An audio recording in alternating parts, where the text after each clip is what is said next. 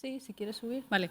Me corresponde a mí en nombre de la Junta moderar esta mesa de debate y esta pequeña presentación de lo que es la segunda guía de buenas prácticas que ha sacado la plataforma Passive House, este año centrado en la ventilación controlada. Como sabéis, esto es una idea que surge hace 2 años, que es elaborar desde la asociación una especie de cuadernos prácticos, una serie de guías sobre temas específicos que ahonden en temas técnicos que nos incumben a todos, aprovechando el enorme potencial que tenemos dentro de nuestros socios.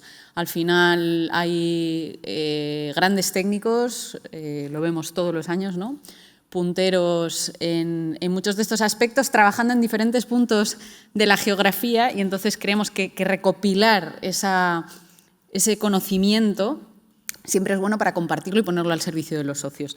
Entonces, esta vez, como novedad, además de contar con los socios que de manera voluntaria se prestaron a participar en esta guía, abrimos también el campo para contar también con las empresas patrocinadoras de la plataforma para que también colaborasen en esta guía. Porque quizás pues el blower door, que fue la guía número 1, sí que es un tema más individual, pero la ventilación, sin duda, tiene un gran componente técnico, de innovación, de apuesta por empresas, que nosotros pues tenemos el placer de contar como patrocinadoras con muchas que llevan muchos años apostando por la ventilación mecánica, recuperación de calor y por el Passive House.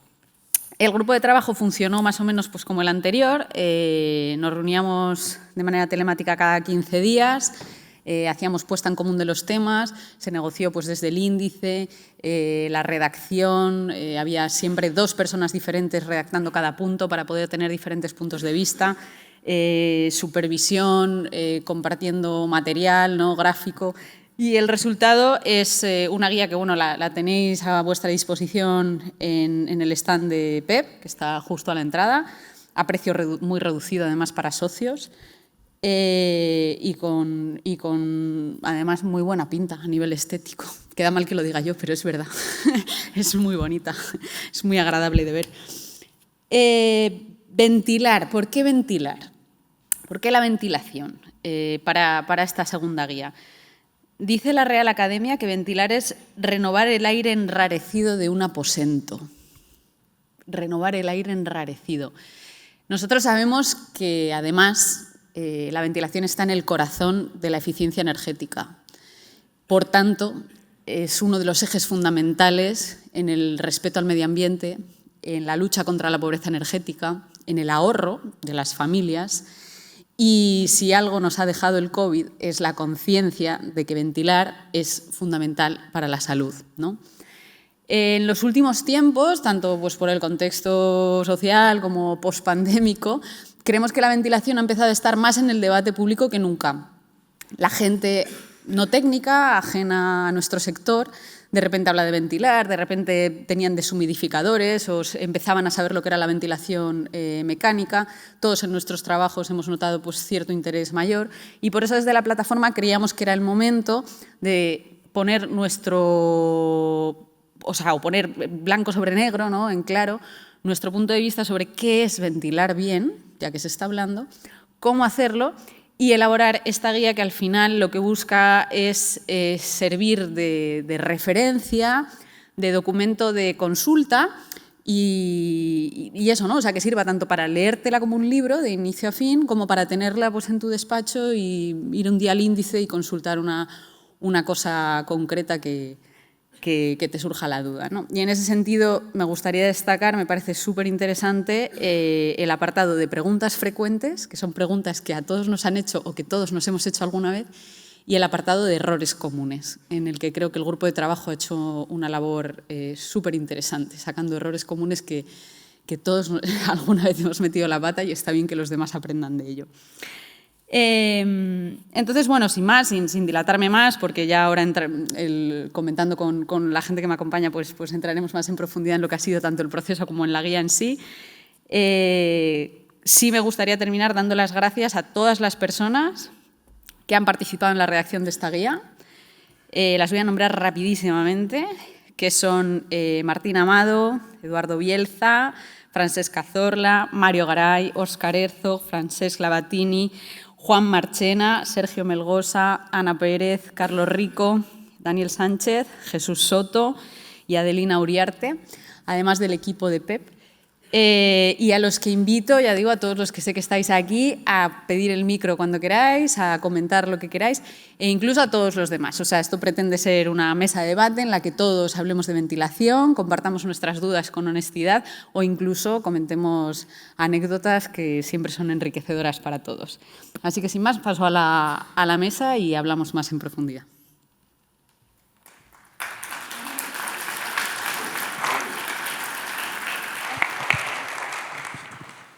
A ver, bueno, me acompañan Martín Amado, certificador de edificios Passage House, aparte de experto en modelación energética, como todos sabéis. Carlos Rico, director técnico y de producto en Zender España y Portugal. Luis Javier Álvarez, supervisor del departamento técnico y responsable de sistemas de ventilación de Daikin. Y Ana Pérez, directora de gestión de Ingenium, además de presidenta de Innova Asturias. Entonces, bueno, por empezar, por romper el hielo un poco, quería que hablásemos de entrada un poco de esto, ¿no? De lo que decíamos, del contexto, de cómo de repente, pues si vosotros habéis notado en el mercado algo de más conciencia social, no solo ya la gente, sino el contexto también normativo, si a nivel de normativa en España pues consideráis que la regulación del CTE y del RITE es suficiente, es insuficiente, estamos mejor que en Europa, estamos peor que en Europa. Luis Javier, no sé si quieres empezar tú. Me toca romper el hielo, aunque es verdad que yo no he participado directamente en la elaboración, fue compañero Francesco Lavanti. Creo que sí que ha habido cierta concienciación con el tema de la calidad de aire interior a raíz de todo lo que ocurrió en 2020, pero en parte creo que nos hemos quedado un poco a medias. Sí ha existido, sí estamos más concienciados, estamos dando mucha importancia desde tanto fabricantes como desde la prescripción, pero al final se le ha dado mucha importancia, hay que abrir la ventana y ya está, y esa no es la manera de ventilar. Falta otro punto más de, vale, hay que ventilar, pero vamos a hacerlo bien. Comentábamos antes que yo hay una cosa que me da un poquito de rabia, que durante la pandemia creo que lo único en lo que se pusieron de acuerdo todos los políticos, desde todos los rangos, fue en hay que abrir la ventana y ya está. Creo que ha sido en lo único que todas las administraciones se han puesto de acuerdo. Y a nivel normativo, ¿cómo estamos? Vosotros que trabajas en una empresa multinacional. Bueno, a nivel normativo está muy separado lo que es código técnico, que me habla de toda la parte de residencial, donde no es obligatoria la recuperación, de toda la parte comercial o terciario, donde sí va muy estipulado, donde sí puede ser, en concreto habla de unos 1000 metros cúbicos hora, donde sí que es obligatoria ya la recuperación. O sea, ahí sí está más marcado. Es verdad que en el código técnico, según por las necesidades de emisiones en ciertas zonas, parece que sí que te lleva a utilizar esa recuperación, pero obligatorio como tal no es. Todavía. ¿Qué opinas de eso? Porque discutíamos al café, ¿no? Y bueno, también en el desarrollo de la guía. De entrada, todos los que defendemos el Passage House, pues nos parece como que la recuperación tenía que ser obligatoria. Pero también había gente que decía, oye, pues si yo estoy en Santa Cruz de Tenerife, pues no, pues ¿por qué me van a obligar a poner un recuperador? Al final hay una gran parte de cultura aquí, de zonas abiertas y una cultura climatológica también que ayuda a que a lo mejor no queramos utilizar esa recuperación. Pues yo creo que sí que terminará siendo obligatorio, porque tenemos también ese problema de si no nos obligan a las cosas, al final no las aplicamos. Pero yo creo que sí que ayuda bastante la recuperación, ya no solo a nivel energético, sino a nivel pues el hecho de utilizar filtración, por ejemplo, para los equipos. Y lo que decíamos, a nivel de normativa, ¿en Europa es obligatoria la recuperación? ¿No? Por ejemplo, en Holanda sé que son caudales más altos, ¿no? En Bélgica, en cambio, ¿no? Va incluido además una cosa que se ha tenido en cuenta también en la guía, hablar de las ventilaciones en distintos países. hay más cultura de ventilación, yo creo que no tanto obligatorio como tal, pero sí hay más cultura de utilizar recuperación en zonas como Holanda, Alemania, pero va por zonas, porque sin embargo Bélgica, por ejemplo, tienden más al simple flujo, si bien existen equipos de recuperación, y Bélgica en concreto se le da más Reino importancia. Unido, ¿no? También, yo creo. Reino Unido también tiende mucho al simple flujo. Sí. Más por temas de humedad, principalmente. En la zona mediterránea, Portugal exige mayores caudales de ventilación que España. Grecia tiene unos caudales muy altos.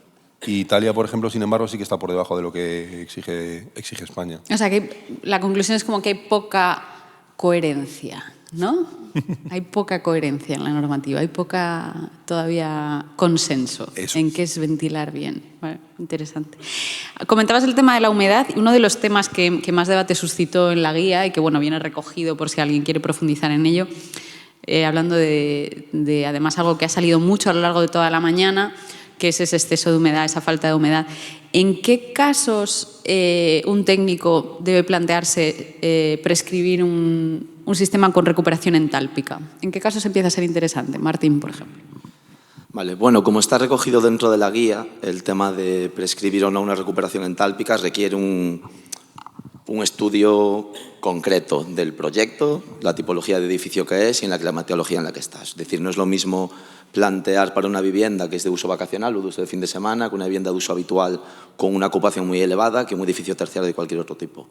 Entonces, en la guía intentamos ser bastante asépticos ahí y decir que lo importante es hacer un estudio relevante y serio y que, sobre todo, que analice todas las horas del año. Es decir, si esa recuperación entálpica me da un beneficio en un momento puntual, pues seguro, pero si compensa en el cómputo global del año, y luego que no dé no aporte algo negativo que puede pasar en zonas de costa muy húmedas con respecto a la humedad relativa que podemos tener en el invierno. Es decir, o sea, que puede pasar. O sea, que puede pasar, ¿no? Que dé lugar en la recuperación entálpica en zonas de costa a que la humedad relativa en el invierno en ciertos proyectos con ciertos condicionantes sea demasiado elevada. Entonces, es hacer un estudio serio que garantice, cuando lo instalemos, de que va a suponer un ahorro energético durante el verano sin suponer un problema en el invierno. Y hay otras zonas donde sí que es muy importante también poner una recuperación entálpica, zonas muy frías y muy secas, para todo lo contrario, es que hace falta mantener uso humedad en el interior durante los meses de invierno y poder mantenerla por encima de un límite mínimo. Claro, esto es muy interesante porque yo creo que todo el mundo se imagina el recuperador entálpico en zonas húmedas y de costa, justamente. O sea, como que no hay más reflexión más concreta. No sé, Carlos. Bueno, y con respecto bueno, hay un capítulo súper completo, no quiero hacer mucho spoiler. Con respecto a lo que hay en la guía, tampoco, como decía Martín, no hemos querido ser taxativos ni decir cuándo uno y cuándo otro. Hemos puesto, de hecho, lo desarrolló él esa parte, algunas gráficas con diagramas psicométricos donde era interesante y donde no. Pero sobre todo hay un factor a tener en cuenta también clave, que es la tasa de renovaciones hora que pueda practicar el sistema de ventilación sobre el volumen del espacio del edificio, porque esto va a tener trazabilidad directa conforme se va a manejar la humedad dentro de ese espacio. Entonces, a más renovaciones hora podemos tener también otro tipo de implicaciones que van a dar como resultado otras variables distintas en términos de vapor de agua. Es muy importante también la tasa de renovaciones hora. Claro, en la guía, ¿qué climas habíamos estudiado? ¿Segovia? Claro, en la guía hay un pequeño estudio donde las conclusiones de ese apartado están hechos con un clima de costa cantábrica, creo que es San Sebastián, en clima de Segovia y un clima de Mediterráneo de Palma de Mallorca. Entonces hicimos el análisis para esas tres tipologías para un tipo de uso vivienda, que es lo que dice Carlos. Si el uso es distinto, la renovación de aire es distinta, la supuesta renovación de aire que tendría que haber en este auditorio, que parece que no hay demasiada. Pero si esto se ventilara de forma correcta, pues esto no tiene nada que ver con la tasa de renovación de aire que tendría que haber en una vivienda. Entonces estudiamos esos tres como para dar tres pinceladas, ¿no? Pero un poco la conclusión es que hay que estudiar cada proyecto y cada clima con cuidado. Hay mucha información por eso, o sea que se aborda.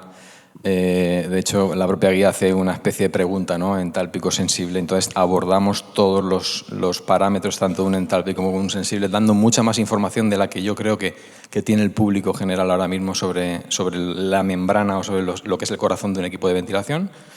Y lo que dice Martín, cada caso es un mundo. O sea, nosotros nos hemos encontrado casos donde la humedad estaba invertida en el 80% del tiempo de todo un año, o sea que había más humedad normalmente dentro de casa que en el exterior, con lo cual aquí tampoco tenía mucho sentido incorporar un entálpico, podía ser perjudicial para el funcionamiento de la vivienda.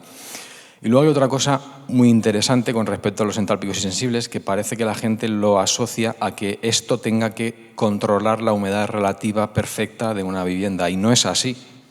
Estamos hablando de ventilación con aportación de aire primario, pero sin recirculación, con lo cual no son unidades de tratamiento de aire, no tienen la capacidad activa de modular el vapor de agua dentro del local, sino que con los medios que se encuentran, tanto exteriores como interiores, intentan dejar la mejor condición posible en términos de termohigrometría del aire dentro del edificio, pero no de una forma activa, sino de una forma pasiva.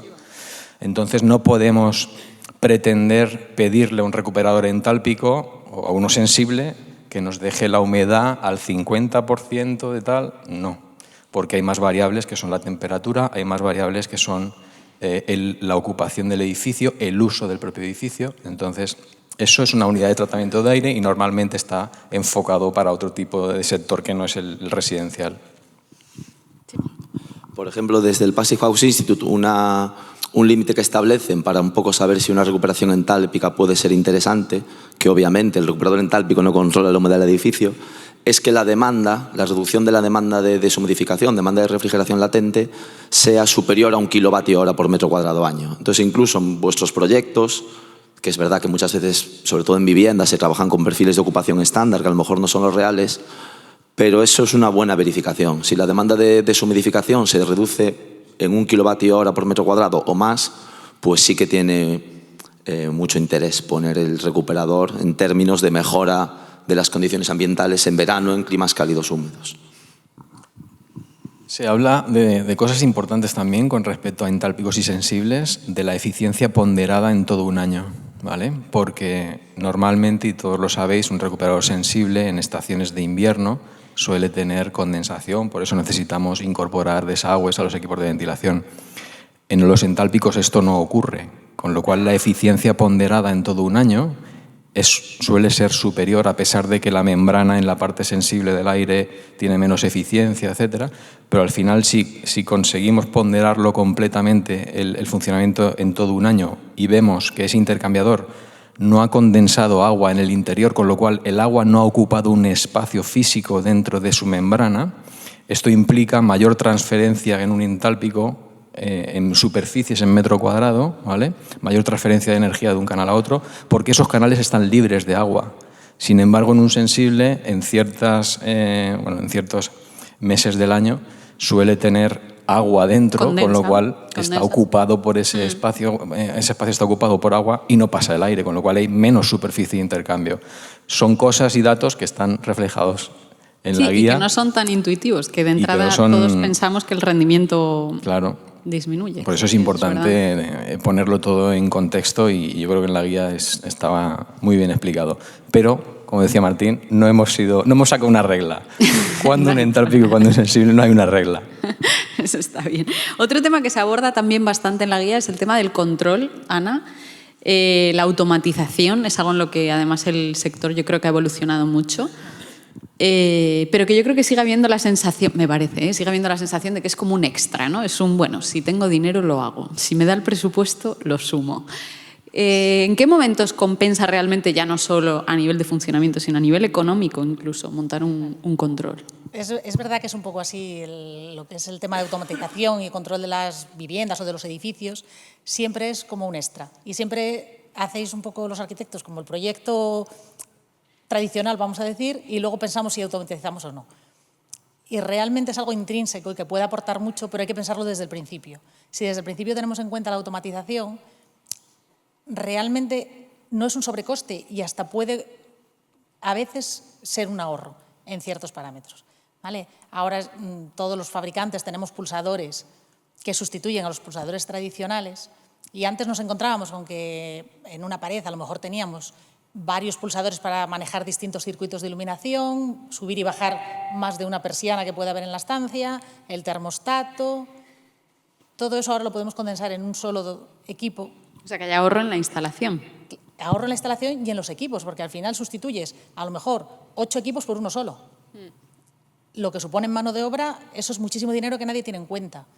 Encima el cable normalmente es un cable de datos y no son 8 o 10 cables de sección de 1,5 o 2,5, que es mucho más caro y más cómo está el cobre. Entonces, ahorra en la instalación y luego ahorra también en el propio funcionamiento del edificio, ¿no? Hemos comentado que, claro, bueno, uno cuando piensa en una vivienda unifamiliar, Passive House, además, la gente suelen ser usuarios concienciados que dicen, no, mira, hoy viene gente a cenar, hoy subo yo la ventilación, hoy vengo no sé qué. Pero que casos es que además hablábamos de uno muy reciente que tengo yo y uno muy reciente que tienes tú, de edificios de obra pública, que el funcionario, o sea, puede llevar la ventilación apagada una semana y no se ha dado cuenta. O sea, eso no...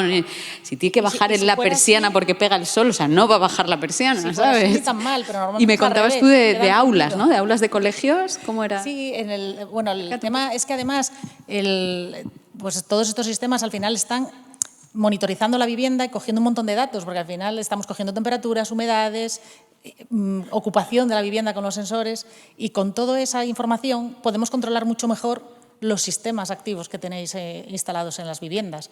Con lo cual, aparte de ser mucho más eficientes y utilizarlos siempre y no cuando se acuerda el usuario, sino de una forma automática, la vivienda va a funcionar. Si hay más ocupación, se va a encender antes la ventilación o durante más tiempo o en una velocidad superior. Y todo eso se hace de forma automática si lo tenemos en cuenta al desarrollar el proyecto.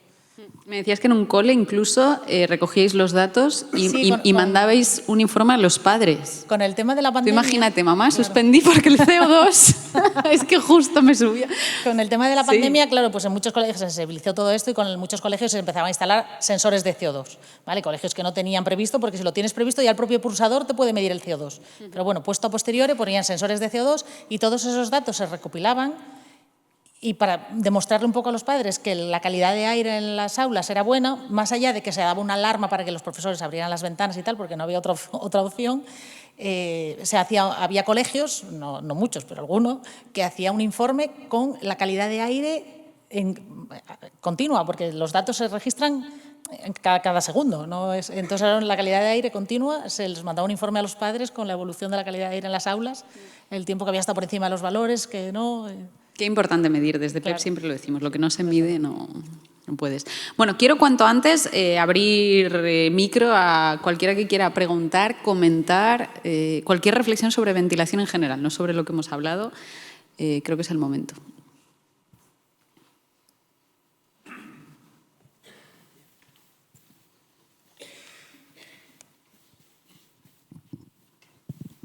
Sí, gracias. ¿Qué filtros de partículas o de COPS recomendaríais para el aire que entra desde el exterior? Supongo que dependerá de la calidad del aire exterior, pero en fin, más allá de eso, ¿qué podéis recomendar?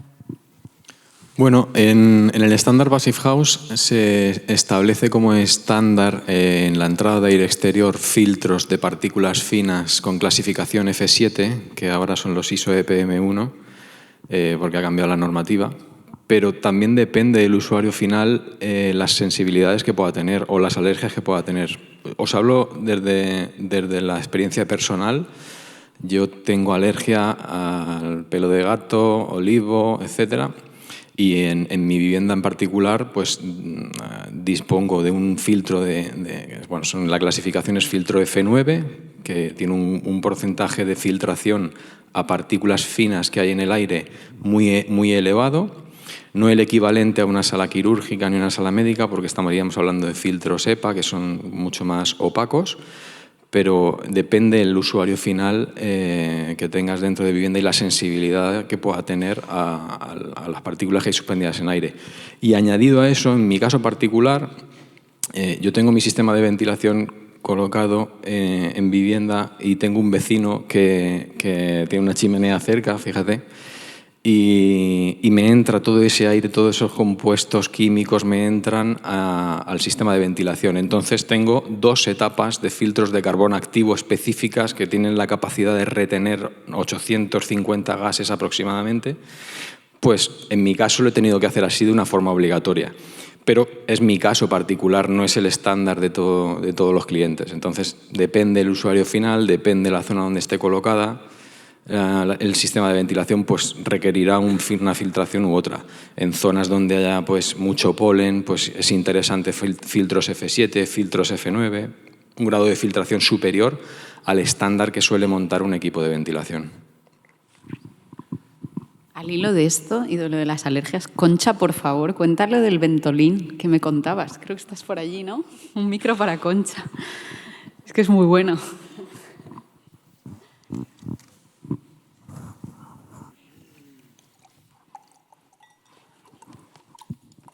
Bueno, yo creo que el fabricante de Ventolin me va a hundir. Bueno, mi hijo pequeño no es asmático, pero sí que tenía problemas respiratorios. Vivíamos en una vivienda normal, en un piso, y justo antes de la pandemia nos cambiamos a una Passive House. El caso es que, bueno, nos fuimos hicimos el cambio y casi el Ventolin, que no sé si debería decir nombres comerciales, estaba en la mesilla de noche de mi hijo siempre. Bueno, nos cambiamos y, bueno, los niños tuvieron que estar 2 o 3 meses sin salir de casa, y la verdad es que se nos había olvidado. Cuando ya por fin pudieron salir y fueron a casa de mi hermano, me acuerdo que fueron a ver a sus primos, se fueron un fin de semana y nada, lo mandamos para allá, ¿no? Y al segundo día me llama mi hermano y me dijo: la noche que nos ha dado, lo habéis mandado sin Ventolin. Y dijimos: ¿dónde está el Ventolin? ¿Dónde está el Ventolin? No sabíamos dónde estaba, porque después de 2 meses había dejado de usarlo, y la verdad es que cuando está en casa no lo usa, no es necesario, no. En cambio sí que cuando se va un tiempo fuera tiene que volver a usar el Ventolin, que espero que no haya aquí nadie de Ventolin. Con lo cual, también os digo que el Ventolin es barato, una pena, porque sería también un ahorro importante que sumar a una Passive, ¿no? Pero yo siempre digo que, bueno, se traslada uno a una Passive primero por el ahorro, pero luego es verdad por el confort, porque eso es impagable y se nota muchísimo. Así que, bueno, esto puedo contar del Ventolin. Venga, ¿alguna preguntilla más, que tenemos tiempo? Sí, yo quería preguntar, al hilo de que ayer Jonathan nos comentaba la importancia de la ventilación para evitar olores en las residencias geriátricas, si habéis tenido en cuenta, o la guía de buenas prácticas en la ventilación tiene en cuenta cuáles son los caudales recomendables o hasta dónde se tiene que subir el caudal para evitar olores en residencias o en otro tipo de usos. Bueno, en otro tipo de usos la guía un poco se remite al RITE, al Reglamento de Instalaciones Térmicas, ¿vale?, de la edificación. Y un poco, sí que es verdad que en edificios terciarios el Passive House Institute de base recomienda una ventilación ligeramente inferior a la que nos exige el RITE en función del tipo de uso, pero también dejamos muy claro que en espacios con una ocupación que pueda tener unas características específicas o unos condicionantes específicos, pues habrá que estudiarlo para cada proyecto. No sé exactamente en un geriátrico qué clase de IDA sería para el RITE, si sería un IDA 3 o un IDA 2. Es IDA 2. Es IDA 2. Yo creo que sería suficiente para mantener una alta calidad de aire y eliminar olores el caudal que establece el propio RITE. Pero Al final el RITE está basado en normas UNE internacionales. Estas normas UNE normalmente están probadas previamente en laboratorios, y luego el RITE, dentro de lo que es la clasificación de IDA 1, IDA 2, IDA 3, que va a trabajar con un régimen de caudal más alto o más bajo, establece también diferentes métodos, que pueda ser el de Decipols, que es un método olfativo, el de CO2 o el de ocupación por personas, y todo esto al final tiene trazabilidad con lo que está pasando en el aire en términos de contaminantes, olores, etc. Pero no recuerdo bien si en la guía abordamos en concreto ese punto. Campanas de extracción y cosas así, sí. Es interesante también esto de los umbrales, ¿no? Hay cosas que puedes decir, bueno, vamos a intentar buscar, pues es una residencia.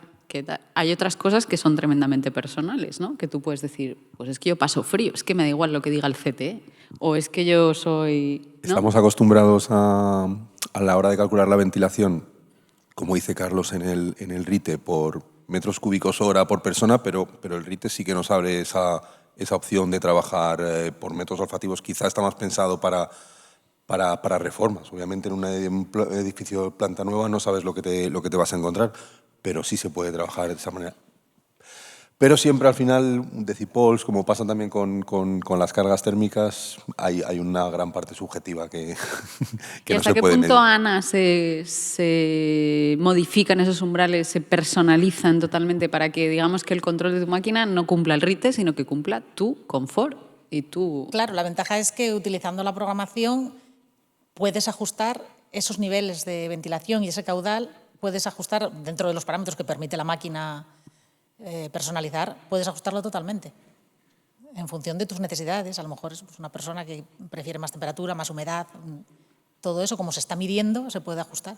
Cuando dices que esto es bueno tenerlo previsto desde el inicio, si yo a lo largo del uso de la vivienda o del edificio decido modificarlo... Claro, si tú tienes sistemas de control puestos desde el principio, puedes modificar lo que quieras siempre, de una forma muy, muy sencilla, y además la programación se puede hacer hasta de forma remota, con lo cual no necesitas ni que vaya gente se desplace a tu vivienda. Si no tienes sistemas de control desde el principio, es más difícil incorporarlos luego. Y sobre todo, más que más difícil, que hoy en día se pueden incorporar sin excesivo problema, es más caro. Si se hace al principio, costoso. claro. Que no Si se tenerlo hace al previsto principio, desde el sustituyes principio. otros sistemas y al final no es un sobrecoste. Sin embargo, si es a posteriori, es un sobrecoste, pero es algo a añadir después. Venga, una o dos preguntitas más y cerramos por allí y por aquí. Venga, una y dos. Oliver y después... Vale, sí, no, muchas gracias. Mira, tengo dos preguntas para saber vuestra opinión y si está implementado en la guía. La primera es la obligatoriedad de ventilar de manera controlada edificios con un alto grado de hermeticidad, ¿no? Es un poco redundante decirlo en un foro Passive House, pero yo creo que es importante porque a veces se coge partes de esto y se aplica la hermeticidad y luego la ventilación no se controla, ¿no? Con las explicaciones que tiene de patologías.